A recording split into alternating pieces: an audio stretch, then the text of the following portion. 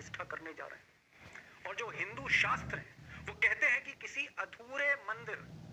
अधूरे मंदिर की प्राण प्रतिष्ठा करना गलत है। तो क्या गलत करने जा रहे हैं? क्या शास्त्रों के विरुद्ध करने जा रहे हैं 22 जनवरी को मोदी जी या बीजेपी? और क्या जो देश के जो हिंदुओं के सर्वोच्च धर्मगुरु हैं शंकराचार्य, क्या इन्होंने भी ऐतराज जताया है, आपत्ति की है? और क्या चारों शंकराचार्य, पूरा पश्चिम उत्तर दक्षिण, चारों शंकराचार्य सर्वोच्च गुरु धर्मगुरु, क्या ये अयोध्या नहीं जाएंगे? और क्या उसके पीछे यही सब कारण है कि मंदिर के पीछे जबरदस्त इलेक्शन की पॉलिटिक्स हो रही है, चुनावी राजनीति हो रही है? दोस्तों, अयोध्या में मंदिर बना नहीं, मंदिर का शिखर नहीं बना, मंदिर आधा अधूरा अभी भी है। तो फिर मोदी जी इतनी जल्दबाजी में उद्घाटन करने क्यों जा रहे हैं? क्या कारण है? और मुझे लगता है कि शंकराचार्य को ही सुन लिया जाए। जी हाँ, शंकराचार्य को ही सुनते हैं मोदी जी के बारे में क्या कह रहे हैं, जल्दबाजी के बारे में, और ये गलत क्यों है। चारों शंकराचार्य वहां पर नहीं जा रहे हैं। कारण क्या है, क्यों नहीं जा रहे हैं? किसी राग द्वेष के कारण नहीं, बल्कि शंकराचार्यों का ये दायित्व है कि वो शास्त्र विधि का पालन करें और करवाएं। अब वहां पर शास्त्र विधि की उपेक्षा हो रही है। सबसे पहली उपेक्षा क्या है कि मंदिर अभी पूरा बना नहीं और प्रतिष्ठा की जा रही है। कोई ऐसी परिस्थिति नहीं है कि अपने को अचानक कर देना पड़े। अब जोशीमठ पीठ के जो शंकराचार्य हैं, जगत गुरु अभिमुक्तेश्वरानंद सरस्वती जी, ये कह रहे हैं कि साहब दो बातें कह रहे हैं बुनियादी तौर पे।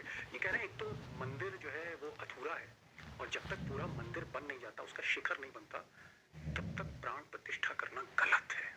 यानी आधे अधूरे मंदिर का उद्घाटन करना गलत है, सही नहीं है, ये शास्त्रों के विरुद्ध है। और दूसरा कह रहे हैं कि बेहतर होता कि ये मंदिर का जो उद्घाटन है, प्राण प्रतिष्ठा, ये रामनवमी के दिन किया जाता। और ये जो रामनवमी का दिन है, ये इस मंदिर के सबसे श्रेष्ठ दिन है।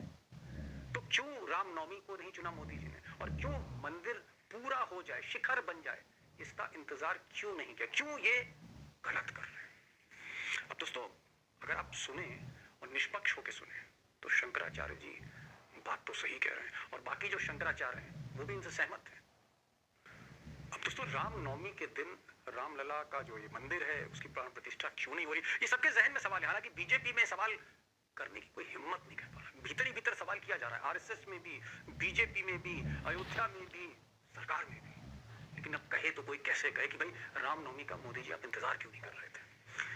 दरअसल रामनवमी 2024 में 17 अप्रैल को आ रही है।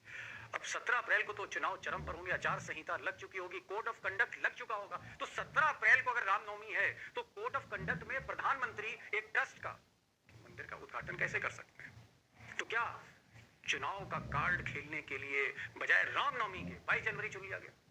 क्या इसके पीछे विशुद्ध राजनीति हो रही है? क्या इसके पीछे विशुद्ध वोट बैंक पॉलिटिक्स हो रही है?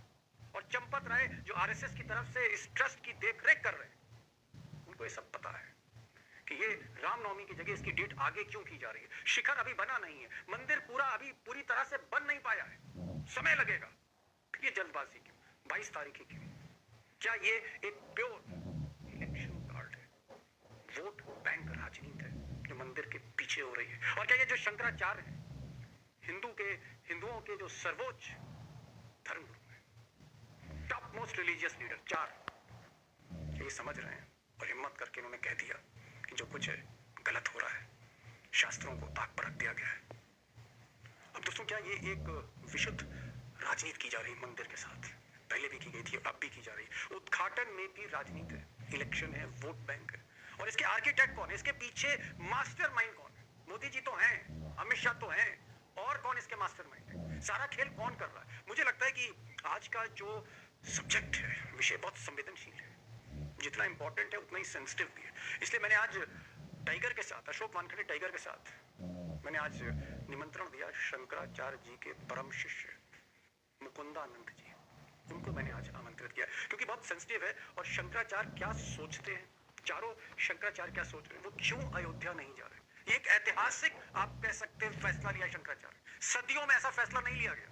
ये ऐतिहासिक फैसला है। भले ही गोदी मीडिया इस पर फोकस नहीं कर रही, प्रकाश नहीं डाल रही, लेकिन अगर आप हिंदू शास्त्रों के हिसाब से देखेंगे, उसके दृष्टिकोण से देखेंगे, तो ये बड़ा मसला है। तो मैंने उनके जो परम शिष्य शंकराचार्य जी, उनको बुलाया है। और टाइगर रहेंगे जो राजनीति भी समझते हैं, आरएसएस को भी समझते हैं, बीजेपी को समझते हैं। मुझे लगता है कि ये जो बातचीत है, ये बातचीत नहीं, ये दस्तावेज है इस पूरे मंदिर प्रकरण पर। इसको बहुत गौर से सुनिएगा, बहुत कुछ छुपा है, नीति छुपी है इसमें, नियत छुपी है। चलते हैं सीधे टाइगर के पास और शंकराचार्य जी के परम शिष्य के पास। स्वामी जी के जो शंकराचार्य जी हैं, उन्होंने ये कहा कि मोदी जी एक ऐसे मंदिर की प्राण प्रतिष्ठा करने जा रहे हैं जो मंदिर जो है वो अधूरा है। इस पर आपको आपत्ति क्या है? आपत्ति क्या है शंकराचार्य जी?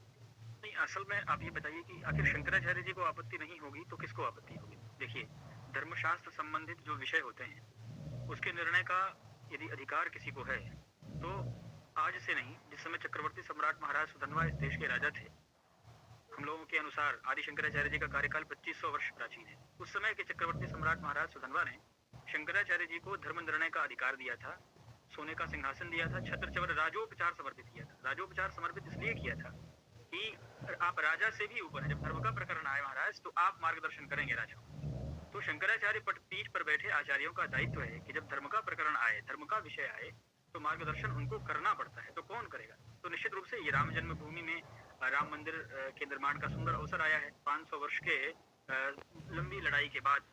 तो इस समय कोई चीज ऐसी हो जाए जो कि शास्त्र मर्यादाओं का उल्लंघन करने वाली हो, तो उसके विषय में निश्चित रूप से आचार्य ही बोलेंगे। तो उनका दायित्व है अपने उत्तरदायित्व का परिपालन करते हुए पूज्य शंकराचार्य जी महाराज इस बात को दृढ़ता के साथ। आपको लगता है कि स्वामी जी जो चारों शंकराचार्य, चारों पीठ के जो शंकराचार्य हैं, क्या वो एकमत है, आपस में उनकी बात हुई है? और क्या ये चारों शंकराचार्य हिंदू धर्म गुरु हैं सर्वोच्च, जैसे बौद्ध में आप दलाई लामा कह सकते हैं, जैसे आप ईसाइयों में पोप कह सकते हैं, तो आपका जो पद है वो पोप के बराबर है, सर्वोच्च धर्म गुरु हैं आप लोग, क्या चारों शंकराचार्य नहीं जाएंगे? देखिए, 2-3 विषय आपने पूछ लिए हैं। एक तो हमारा जो पद है वो पोप के बराबर है या किसी दूसरे धर्म से हमारी तुलना करना शायद नहीं, हम केवल नहीं, हम उस विषय पे नहीं जाएंगे क्योंकि आपने बात कही है इसलिए हम उसको कोट करते हुए अपनी बात कह रहे हैं। हमारी तुलना किसी से नहीं है, इसलिए हमारे आचार्यों की तुलना किसी दूसरे